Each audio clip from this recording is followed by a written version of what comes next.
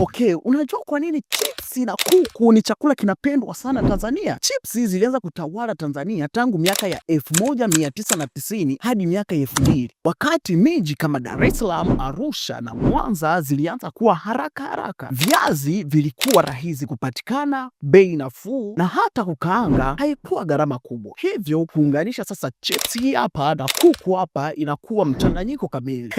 Baadaye sasa zikazaliwa chips yai kama unavyoiona hapa, chakula haraka na rahisi na kinashinda njaa. Sasa kwa nini kiko kila mahali? Bei nafuu kwa wanafunzi na wafanyakazi, alafu unashiba haraka. Inapatikana kwenye vibanda, mabaa, hadi kwenye migahawa na kwenye mastendi makubwa ya usafiri. Alafu na ni chakula cha mchana, jioni, hata na usiku. Hata mtu akiwa hana hela nyingi anaweza akala chips yake ndogo na kuku na maisha inaendelea. Alafu swali nakuja sasa, kwa nini watu wanaipenda sana?